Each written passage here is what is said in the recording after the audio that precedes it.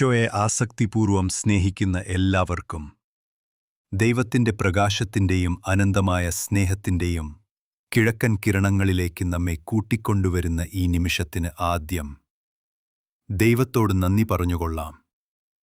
ഇന്ന് നാം വിശുദ്ധ ബെർണാർഡിനന്റെ ഓർമ്മയിൽ സമർപ്പിച്ചുകൊണ്ടാണ് ഒരുമിച്ച് ആരാധന നടത്തുന്നത്. പ്രാർത്ഥനയിലൂടെയും ജീവിച്ചുള്ള ഉദാഹരണത്തിലൂടെയും ദൈവരാജ്യത്തിന്റെ മഹത്വം ലോകമറിഞ്ഞുതന്നെ പ്രഖ്യാപിച്ച ഒരു മഹാനായ പണ്ഡിതനും ആശ്രമാധിപനുമായ വിശുദ്ധനാണ് അദ്ദേഹം. അദ്ദേഹത്തിന്റെ മാധ്യസ്ഥതയും ജീവകാരുണ്യവും നമുക്ക് പ്രചോദനമായിക്കൊള്ളട്ടെ. ഇന്നത്തെ വചനങ്ങൾ പഴയ നിയമത്തെയും പുതിയ നിയമത്തെയും ചേർത്ത് നമ്മെ ആഴത്തിലുള്ള ചിന്തകളിലേക്ക് ക്ഷണിക്കുന്നു.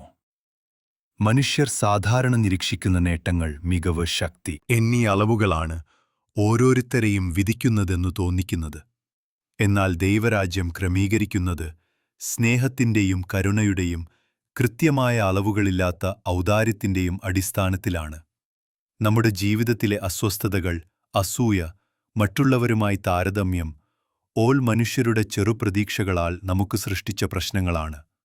ഇന്ന് ആ ചെറു അളവുകൾ വെച്ച് ദൈവത്തിന്റെ വിശാലമായ പ്രവൃത്തികളെ അളക്കാനുള്ള മനോഭാവം വിട്ട് ആ അനന്ത സ്നേഹത്തിലേക്ക് ആത്മാവിനെ മുഴുവൻ അടുക്കാനും അവിടെ സൗഹൃദത്തിലും സന്തോഷത്തിലും വാസം കാണാനും നമുക്ക് പഠിക്കാം.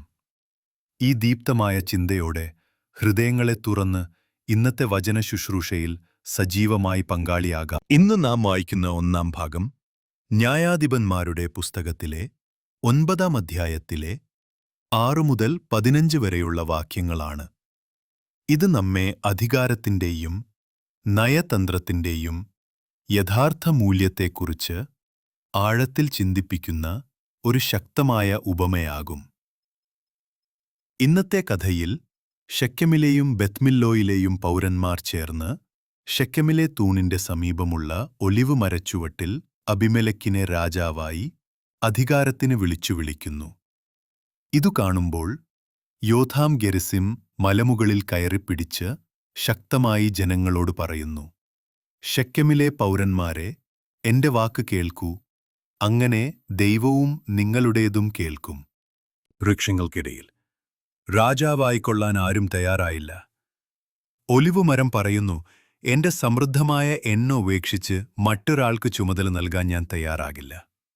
അത്തിമരം പ്രതിവചിക്കുന്നു, എന്റെ മധുരവും നല്ല ഫലവും വിട്ട് ഞാൻ നിങ്ങളുടെ മേൽ ആഡംബരത്തിൽ ഭരിക്കാനായി പോരട്ടെ.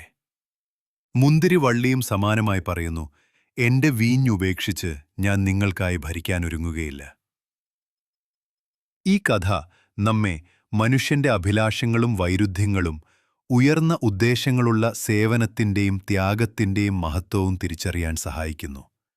നമ്മുടെ ജീവിതത്തിലും നമ്മൾ ചെയ്യേണ്ടത് അതുപോലെയാണ്. അനാഥരും അഭ്യുദയത്തിനും പരസ്പര സ്നേഹത്തിനും വേണ്ടിയുള്ള കരുത്തും പ്രതിബദ്ധതയും മനുഷ്യൻ പുലർത്തേണ്ട പ്രധാന മൂല്യങ്ങളാണ്. സ്നേഹമുള്ളവരെ, ഇന്നത്തെ ഉപമയിലുള്ള അവസാന ദൃശ്യത്തിൽ എല്ലാ വൃക്ഷങ്ങളും ചേർന്ന് മുൾച്ചെടിയോട് പറയുന്നു, നീ വന്നു ഞങ്ങളെ ഭരിക്കുക. മുൾച്ചെടി ശക്തമായും വ്യക്തമാകുന്ന മറുപടി പറയുന്നു, നിങ്ങൾ എന്റെ വിശ്വാസത്തെയും കരുതലിനെയും മാനിച്ച് എന്നെ രാജാവായി തിരഞ്ഞെടുത്താൽ എന്റെ തണലിൽ അഭയം തേടുക. അല്ലെങ്കിൽ എന്റെ അവകാശം ഉപയോഗിച്ച് തീ കൊണ്ട് ലെബനോനിലെ വലിയ ദേവദാരുക്കളെ നശിപ്പിക്കട്ടെ. ഈ കഥയുടെ പശ്ചാത്തലം നമ്മെ ആഴത്തിൽ തിരിച്ചറിയിക്കണം. ഗിദെയോന്റെ മരണശേഷം അദ്ദേഹത്തിന്റെ മകനായ അബീമേലെക്ക് അധികാരത്തിനുവേണ്ടി സഹോദരന്മാരെ കൊലപ്പെടുത്തി ശെക്കെമിലെ ജനങ്ങളുടെ പിന്തുണയോടെ സ്വയം രാജാവായി ഉയർന്നു. യോഥാം മാത്രം രക്ഷപ്പെട്ടു. മലമുകളിൽ നിന്നുകൊണ്ട് ജനങ്ങളെ അഭിഷേകമില്ലാത്ത കൊലപാതകിയെ രാജാവാക്കാൻ ശ്രമിക്കുന്നതിനെതിരെ എതിർപ്പു പറഞ്ഞു. ഉപമയിൽ പ്രത്യക്ഷമായ ഓരോ വൃക്ഷത്തിനും പ്രതീകാത്മകമായ അർത്ഥമുണ്ട്. ഒലിവുമരം സമാധാനവും, സമൃദ്ധിയും നൽകുന്ന ദൈവീക അഭിഷേകത്തിന്റെ പ്രതീകമാണ്. അത്തിമരം മധുരവും നല്ല ഫലവും നൽകുന്ന ജീവിതത്തിന്റെ അടയാളമാണ്. മുന്തിരിവള്ളി സന്തോഷവും ആനന്ദവും വിതരണത്തിന്റെയും പ്രതീകമാണ്. അവരോട് രാജാവാകാൻ ആവശ്യപ്പെട്ടപ്പോൾ അവർ പറഞ്ഞത് ഇതാണ്: നമ്മുടെ ദൗത്യം, നമ്മുടെ കരുതൽ, നമ്മുടെ ഫലങ്ങൾ ഉപേക്ഷിച്ച് മറ്റൊരാളുടെ അധികാരത്തിനായി നാം പോരാടുകയില്ല. ഈ ഉപമ നമ്മെ മനുഷ്യന്റെ ആത്മീയ, നീതിമാന ദൈവപ്രവർത്തനങ്ങളുടെ മൂല്യത്തെ തിരിച്ചറിയാനും നിർബന്ധിത അധികാരത്തിനേക്കാൾ ദൗത്യം, സേവനം, ഉത്തരവാദിത്വം എന്നിവയെ പ്രാധാന്യം നൽകുവാനും പ്രചോദിപ്പിക്കുന്നു. മൂല്യങ്ങളില്ലാത്ത, ഫലമില്ലാത്ത, സ്വാർത്ഥത കൊണ്ട് നിറഞ്ഞ മുൾച്ചെടിയുടെ വർത്തമാനം ഇവിടെ നമ്മെ മുന്നോട്ട് നയിക്കുന്നു. അത് ഔദ്യോഗിക അഭിഷേകത്തിന് തയ്യാറാകാതെ അഹങ്കാരത്തോടും ഭീഷണിയോടും കൂടി പ്രതികരിക്കുന്നു. എന്റെ തണലിൽ സംരക്ഷണമില്ലെങ്കിൽ തീ കൊണ്ട് നിങ്ങളെ നശിപ്പിക്കും. യോഥാം ഷെക്കമിലെ ജനതയോട് ഇത് ചൂണ്ടിക്കാട്ടുന്നു. നിങ്ങൾ ഫലപ്രദമായ, ദൈവത്താൽ നിയോഗിക്കപ്പെട്ട ആത്മാർത്ഥമായ നേതൃത്വത്തെ പുറത്തു കളയുകയും സ്വാർത്ഥതയുടെയും വിനാശത്തിന്റെയും പ്രതീകമായ ഒരാളെ, അബിമെലെക്കിനെ, തിരഞ്ഞെടുക്കുകയും ചെയ്തു. ഇത് മനുഷ്യന്റെ തെറ്റായ തീരുമാനങ്ങളും ലോകത്തിന്റെ അളവുകളെക്കുറിച്ചുള്ള പരിമിതികളും തുറന്നു പറയുന്നു. ലോകം പലപ്പോഴും ശക്തിയും അധികാരത്തെയും നോക്കി നേതാക്കളെ തെരഞ്ഞെടുത്താലും ദൈവം നോക്കുന്നത് ഫലപ്രാപ്തിയും സേവന മനസ്സും മറ്റുള്ളവർക്ക് ഉപകാരമുള്ള ജീവിതവും തന്നെയാണ്. ഇന്നത്തെ ഉപമ നമ്മെ ആഴത്തിൽ ചിന്തിപ്പിക്കുന്നു. നമ്മുടെ ജീവിതത്തിൽ എവിടെ പ്രാധാന്യം നൽകുകയാണ്? സ്ഥാനം, ശക്തി, അധികാരം എന്നിവയ്ക്ക്?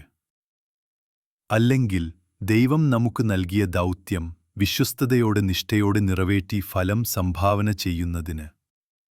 ഈ ചിന്തകളുടെ ആഴത്തിലേക്ക് നയിക്കുന്നതാണ് മത്തായിയുടെ സുവിശേഷം 20-ാം അധ്യായത്തിലെ 1 മുതൽ 16 വരെയുള്ള വാക്യങ്ങൾ. മനുഷ്യന്റെ നിരീക്ഷണങ്ങളെയും ദൈവരാജ്യത്തിന്റെ യുക്തിയെയും പുനർവ്യാഖ്യാനിക്കുന്നു. യേശു തന്റെ ശിഷ്യന്മാർക്ക് ഈ ഉപമ പറഞ്ഞു: സ്വർഗരാജ്യം ഒരു വീട്ടുടമസ്ഥന്റെ മുന്തിരിത്തോട്ടത്തിലേക്ക് വേലക്കാരെ വിളിക്കാൻ രാവിലെ കാലത്തേത് പുറപ്പെട്ടതുപോലെയാണ്. അവൻ ദിവസക്കൂലിയായി ഒരു ദനാറ നിശ്ചയിച്ചു. അതിനുശേഷം അവരെ തൊഴിലാളികളായി അയച്ചു. ഏകദേശം 9-ാം മണിക്കൂറിനടുത്ത് അവൻ വീണ്ടും പുറപ്പെട്ടപ്പോൾ ചന്തയിൽ അലസരായി നിന്ന ചിലരെ കണ്ടു. അവരോട് പറഞ്ഞതു: നിങ്ങളും എന്റെ മുന്തിരിത്തോട്ടത്തിലേക്ക് പോവുക, ഞാൻ ന്യായമായി പ്രതിഫലം നൽകും. അവരും പോയി. പിന്നീട് 12-ാം, 3-ാം, 5-ാം മണിക്കൂറുകളിലും അവൻ പുറപ്പെട്ട് അവരെ സമാനമായി നിയമിച്ചു. വൈകിട്ട് തന്റെ കാര്യസ്ഥനോട് പറഞ്ഞു: അവസാനം വന്നവരിൽ നിന്നും ആദ്യം വന്നവരെ വരെയുള്ളവർക്കും പ്രതിഫലം നൽകുക. ദിവസം മുഴുവൻ ജോലി ചെയ്തവർ ഓരോരുത്തർക്കും 1 ദനാറ വീതം കൂലി ലഭിച്ചു. ആദ്യം എത്തിച്ചേർന്നവർക്ക് കൂടുതൽ പ്രതിഫലം കിട്ടുമെന്ന് കരുതി, പക്ഷേ അവർക്കും അവസാനവരെയും പോലെ ഒരേ ദനാറ് ലഭിച്ചു. ഇത് ശ്രദ്ധിച്ചുള്ള ആദ്യവരിൽ ചിലർ വീട്ടുടമസ്ഥനെതിരെ പിറുപിറുത്തി: അവസാനം വന്നവർ 1 മണിക്കൂർ മാത്രമേ ജോലി ചെയ്തുള്ളൂ, എന്നാൽ നീ അവരെ നാം സമമാക്കുകയാണ്.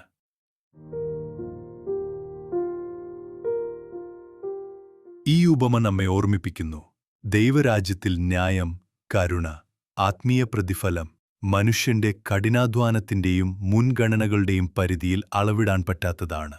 ദൈവം, ദയ, സ്നേഹം, എല്ലാ മനുഷ്യർക്കും ലഭിക്കുന്ന ഭാഗ്യങ്ങൾ എന്നിവയെയും പരിഗണിക്കുന്നു. യേശുവിന്റെ ഉപമയിൽ ഒരാൾ മറുപടി പറയുന്നു: സ്നേഹിതാ, ഞാൻ നിന്നോട് അന്യായം ചെയ്യുന്നതല്ല. നീ എനിക്ക് സമ്മതിച്ച 1 ദനാറിന് തുല്യമായ പ്രതിഫലം നീ എടുത്തുകൊള്ളുക. അവസാനത്തുള്ളവർക്കും അതേ പ്രതിഫലം നൽകാൻ ഞാൻ ആഗ്രഹിക്കുന്നു. എന്റെ പണം കൊണ്ട് എനിക്ക് ഇഷ്ടമുള്ളത് ചെയ്യാൻ അവകാശമില്ലേ? അല്ലെങ്കിൽ എന്റെ ദയയിൽ നിന്നെ അസൂയ തോന്നിക്കുകയാണോ? ഇതിലൂടെ പരമ്പരാഗത അളവുകൾ മറികടന്ന് ദൈവിക നീതിയുടെ സങ്കല്പം നമ്മിലേക്ക് എത്തുന്നു. മുമ്പിൽ വന്നവരും പിന്നിലെവരും ഒരുപോലെയാണ്. സ്നേഹിതരെ, ഈ ഉപമ നമ്മെ ജീവിതത്തിലെ ഒരുപാട് സമയങ്ങളിൽ തോന്നിയ ഇത് ശരിയല്ല എന്ന ചിന്തയിലേക്ക് നയിക്കുന്നു. മുന്തിരിത്തോട്ടത്തിന്റെ ഉടമസ്ഥനെ ശ്രദ്ധിക്കൂ. അവൻ ദൈവത്തിന്റെ പ്രതീകമാണ്. രാവിലെ 6 മണിയിലും 9 മണിയിലും ഉച്ച കഴിഞ്ഞ് 12-നും പിന്നീട് 3-നും അവസാനമേൽ 1 മണിക്കൂർ മാത്രം ബാക്കിയുള്ളപ്പോൾ 5-നും ആളുകളെ വേലയ്ക്ക് വിളിക്കുന്നു. ഒരു ജീവനും നഷ്ടപ്പെടാതെ എല്ലാ മനുഷ്യർക്കും അവസരം നൽകാനുള്ള ദൈവത്തിന്റെ അനന്തമായ കരുണയും പ്രതിബദ്ധതയും ഇത് പ്രതിപാദിക്കുന്നു. അവൻ വെറും തൊഴിലുടമയല്ല, സ്നേഹപൂർവമുള്ള പിതാവിന്റെ പ്രതീകമാണ്. ജോലിക്കെത്തുന്നവരിൽ വ്യത്യാസം ശ്രദ്ധിക്കൂ. രാവിലെ വന്നവർക്ക് ഒരു നിശ്ചിത ധനാറിനുള്ള പ്രതിഫലം ഉറപ്പായിരിക്കുന്നു. അവർക്കു പരാതിപ്പെടാനൊന്നുമില്ല. എന്നാൽ അവസാനം വന്നവർക്ക് ഒരാൾ പോലും ഉറപ്പില്ല. ന്യായമായത് തരാം എന്ന വാഗ്ദാനത്തിനുത്സാഹത്തോടെ മാത്രമേ അവർ ജോലിക്ക് പോകൂ. ഇവർ ഉടമസ്ഥന്റെ ദയയിലും നന്മയിലും ആശ്രയിച്ച് പ്രവർത്തിക്കുന്നു. ഈ ഉപമ നമ്മെ ഓർമ്മിപ്പിക്കുന്നു, ദൈവരാജ്യത്തിന്റെ നിയമങ്ങൾ മനുഷ്യരുടെ കൃത്യതയിലോ നീതിയിലെ ആദ്യമായ തിരിച്ചറിവുകളിലോ ഇല്ല. കരുണ, സ്നേഹം, ആപേക്ഷികത ഇല്ലാത്ത നന്മ എന്നിവയാണ് മുൻപന്തിയിലുള്ളവർക്കും പിൻപന്തിയിലുള്ളവർക്കും ഒരുപോലെ ലഭിക്കേണ്ട മൂല്യങ്ങൾ. പ്രശ്നം തുടങ്ങുന്നത് കൂലി വിതരണം ചെയ്യുമ്പോഴാണ്. മുന്തിരിത്തോട്ട ഉടമസ്ഥൻ എല്ലാവരെയും വിളിച്ച് അവസാനം വന്നവരെ ആദ്യം പ്രതിഫലം നൽകണമെന്ന് പറഞ്ഞു. 1 മണിക്കൂറിനുള്ളിൽ മാത്രം ജോലി ചെയ്തവർക്ക് 1 ദനാറു ലഭിച്ചു. ദിവസം മുഴുവൻ ദേഹത്തിലും മനസ്സിലുമുള്ള പണത്തിനുള്ള പ്രതിഫലം കണ്ടവരുടെ മനസ്സിൽ കണക്കുകൂട്ടൽ പടർന്നു. അവർക്ക് 1 ദനാറു കിട്ടിയെങ്കിൽ നമുക്ക് 19 കിട്ടും. എന്നാൽ അവർക്ക് ഒരേ 1 ദനാറു ലഭിച്ചതോടെ സമാധാനം നഷ്ടപ്പെട്ടു. അവർ പിറുപിറുത്തി തുടങ്ങുകയായിരുന്നത് മറ്റുള്ളവരെ തുല്യരാക്കിയതിനെക്കുറിച്ചാണ്, അവരുടെ സ്വന്തം കണക്കില്ലാത്ത പ്രതിഫലത്തിന് അല്ല. ഇതാണ് മനുഷ്യന്റെ മനസ്സിലെ അസൂയയുടെ സങ്കീർണത. സ്വന്തം ലഭ്യതയിൽ എളുപ്പമില്ലാതെ മറ്റുള്ളവരുടെ ഭാഗം കാണുമ്പോഴുള്ള അസ്വസ്ഥത. നമ്മുടെ ജീവിതത്തിലും പലപ്പോഴും ഇതേ അനുഭവമുണ്ടാകാറുണ്ട്. നല്ല ആരോഗ്യവും കുടുംബവും ജോലി, ഭക്ഷണം അവർ ദൈവം നൽകിയ അനുഗ്രഹങ്ങൾ. പക്ഷേ അയൽക്കാരന്റെ പുതിയ കാർ, സഹപ്രവർത്തനന്റെ പ്രമോഷൻ, ബന്ധുക്കളുടെ മികച്ച ജീവിതം, ഇവ നമ്മിൽ അസ്വസ്ഥതയും അസൂയയും ഉണ്ടാക്കുന്നു. ദൈവത്തിന്റെ കരുണയെ ചോദ്യം ചെയ്യുന്നതും. ഈ ഉപമ കണ്ണാടിയാണുപോലെ നമ്മെ പ്രതിഫലിപ്പിക്കുന്നു. ഒരു കഥ പറയാം. ഒരു ഇടവകയിൽ, പള്ളിയിലും ഭക്തസംഘടനകളിലും സജീവമായ ഒരു വിശ്വസ്തനുണ്ടായിരുന്നു. ജീവിതത്തിൽ ബുദ്ധിമുട്ടുകളും പരീക്ഷണങ്ങളും കണ്ടിട്ടും ദൈവത്തെ പ്രിയമായി പിന്തുടർന്നു. അയൽപക്കത്തു ദൈവവിശ്വാസമില്ലാത്ത വഴക്കക്കാരൻ ഒരാൾ താമസിച്ചു. വർഷങ്ങൾക്കുശേഷം ആ വിപരീത സ്വഭാവക്കാരൻ പാപങ്ങളെ തിരുത്തി വിശ്വാസജീവിതത്തിലേക്ക് തിരിഞ്ഞു, ഇടവക പ്രവർത്തനങ്ങളിൽ സജീവമായി. ഇത് കണ്ടപ്പോൾ ആദ്യ മനുഷ്യന്റെ മനസ്സിൽ ചെറിയ അസ്വസ്ഥതയുണ്ടായി. ഞാൻ ജീവിതം മുഴുവൻ ദൈവത്തിനുവേണ്ടി കടന്നുപോയിട്ടും ഈ അവസാന കാലത്ത് വന്ന ആ മനുഷ്യനാണ് പ്രശംസിക്കപ്പെടുന്നത്. ദൈവം അവനോടും ഇത്ര സ്നേഹം കാണിക്കുന്നു. ഈ കഥയും ഉപമയും നമ്മെ ഓർമ്മിപ്പിക്കുന്നു, ദൈവത്തിന്റെ നീതിയും സ്നേഹവും മനുഷ്യന്റെ കണക്കുകൂട്ടലുകളിലും കൃത്യതയിലും പെടുന്നില്ല. ദൈവം എല്ലാ ഹൃദയങ്ങളിലും തുല്യമായി കരുണയും അനുഗ്രഹവും വിതരണം ചെയ്യുന്നു. മുന്തിരിത്തോട്ടത്തിലെ ആദ്യത്തെ തൊഴിലാളികളുടെ മനോഭാവം നമുക്ക് ഒരു പ്രതിഫലനമാണ്. ഞങ്ങൾ ദിവസം മുഴുവൻ പണിയെടുത്തു, തണലും ചൂടും സഹിച്ചു. അവർ ദൈവത്തിന്റെ മുന്നിൽ തങ്ങളുടെ പ്രയത്നങ്ങളെ യോഗ്യതയെന്ന നിലയിൽ അവതരിപ്പിക്കുകയാണ്. എന്നാൽ ദൈവം പ്രവർത്തിക്കുന്നത് യോഗ്യതയുടെ കണക്കുപ്രകാരമല്ല, പൂർണ്ണമായ കൃപയുടെ അടിസ്ഥാനത്തിലാണ്. ഉടമസ്ഥന്റെ മറുപടി ശ്രദ്ധേയം. സ്നേഹിതാ, ഞാൻ നിന്നോട് അന്യായം ചെയ്യുന്നില്ല. ഞാൻ നന്മ കാണിക്കുന്നതിനാൽ നീ അസൂയപ്പെടുന്നുണ്ടോ? ഇതാണ് യേശുവിന്റെ ചോദ്യം. ദൈവത്തിന്റെ സ്നേഹം കാണുമ്പോൾ നമ്മൾ അസൂയപ്പെടുന്ന ഒരു മനസ്സ് നമുക്കുണ്ടോ? ദൈവം എല്ലാവരെയും ക്ഷണിക്കുന്നു. ചിലരെ ബാല്യത്തിൽ, ചിലരെ യൗവനത്തിൽ, മറ്റുള്ളവരെ വാർദ്ധക്യത്തിൽ. പ്രധാന കാര്യം എപ്പോൾ വിളിക്കപ്പെട്ടുവെന്നല്ല, ആ വിളിക്ക് നീ എങ്ങനെ പ്രതികരിച്ചുവെന്നതാണ്. ദൈവരാജ്യത്തിലെ പ്രതിഫലം നമ്മുടെ പ്രവൃത്തിയുടെ കണക്കുപ്രകാരമല്ല, അവിടുത്തെ സ്നേഹത്തിന്റെ ആഴവും കരുണയുടെ വലുപ്പവും അനുസരിച്ചാണ്. ഇന്നത്തെ 2 വായനകളും ചേർത്തു നോക്കുമ്പോൾ, 1-ാം വായനയിൽ ജനങ്ങൾ ഫലമില്ലാത്ത സ്വാർത്ഥമായ മുൾച്ചെടിയെ രാജാവായി തിരഞ്ഞെടുത്തത് കാണാം. സുവിശേഷത്തിൽ ആദ്യത്തെ ജോലിക്കാർ തങ്ങളുടെ അധ്വാനത്തെ കണക്കുകൂട്ടലുകൾ ഉപയോഗിച്ച് തുല്യമാക്കുകയും പിറുപിറുക്കുകയും ചെയ്തു. ഇവയിൽ മനുഷ്യന്റെ കണക്കുമനസ്സ്, സ്വാർത്ഥത, അസൂയ എന്നിവ വ്യക്തമാണ്. എന്നാൽ ദൈവം അങ്ങേയറ്റം നീതിമാനാണ്. മുന്തിരിത്തോട്ട ഉടമസ്ഥനെപ്പോലെയാണ്. അവസരം നൽകാൻ, സ്നേഹം നൽകാൻ, കരുണ ചൊരിയാൻ എപ്പോഴും സജ്ജമാണ്. അവസാനം വരുന്നവനും ആദ്യം വരുന്നവനും ഒരുപോലെ അവിടുത്തെ സ്നേഹത്തിന്റെയും പ്രതിഫലത്തിന്റെയും അവകാശികളെ ഒരേ മൂല്യത്തോടെ സ്വീകരിക്കുന്നു. പ്രിയപ്പെട്ടവരെ, ഇന്നത്തെ വചനം നമ്മോട് ചോദിക്കുന്നത് വളരെ ആഴത്തിലുള്ള ഒരു ചോദ്യമാണ്. നമ്മുടെ ആത്മീയ യാത്രയിൽ, നമ്മുടെ ജീവിതത്തിൽ നാം ഏത് തരം ജോലിക്കാരാണ്? ദിവസം മുഴുവൻ പണിയെടുത്തതിന്റെ കണക്കുപുസ്തകവുമായി മറ്റുള്ളവർക്ക് ലഭിക്കുന്ന അനുഗ്രഹങ്ങളിൽ അസൂയപ്പെടുകയും പിറുപിറുത്ത് ജീവിക്കുകയും ചെയ്യുന്ന ആദ്യത്തെ ജോലിക്കാരെപ്പോലെ നാം തന്നെയാണോ? നമ്മുടെ പ്രാർത്ഥനകളും ഒരു തരത്തിലുള്ള ഇടപാടായി കാണോ? കർത്താവേ, ഞാൻ ഇത്ര ഉപവസിച്ചു, ഇത്ര ജപമാല ചൊല്ലി, അതിന് ഇതു തന്നേണം എന്ന അവകാശവാദത്തിന്റെ സ്വരവുമായി. അതോ യോഗ്യതയോ പരിചയമോ ഇല്ലാത്തെങ്കിലും അവസാന സമയത്ത് വിളിക്കപ്പെട്ടപ്പോൾ യജമാനന്റെ നന്മയിൽ വിശ്വാസം വെച്ച് നന്ദിയോടെ ജോലിയിൽ പങ്കെടുത്ത് കിട്ടിയ പ്രതിഫലത്തിൽ അത്ഭുതവും സന്തോഷവും പ്രകടിപ്പിക്കുന്ന അവസാന ജോലിക്കാരെപ്പോലെയാണോ നമ്മൾ?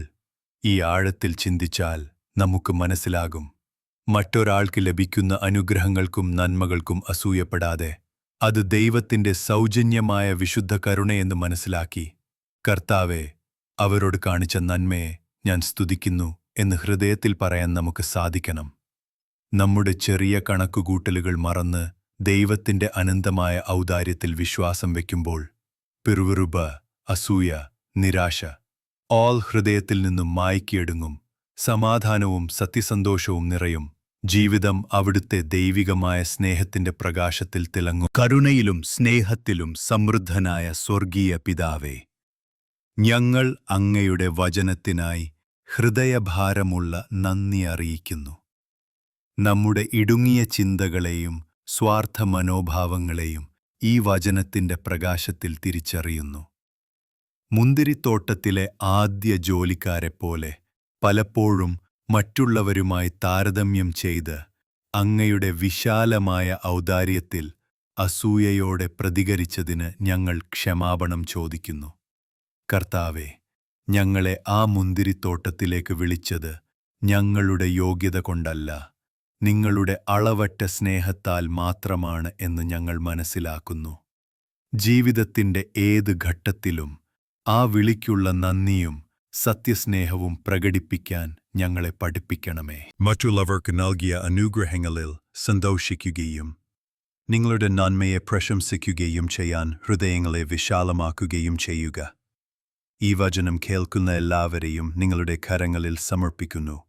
രോഗത്തിലാഴുന്നവർക്കും തൊഴിലില്ലായ്മയിൽ പ്രതിസന്ധിയിലുള്ളവർക്കും കുടുംബസമാധാനം നഷ്ടപ്പെട്ടവർക്കും മാനസികമായി തളർന്നവർക്കും നിങ്ങളുടെ സൗഖ്യവും ആശ്വാസവും നൽകണമേ.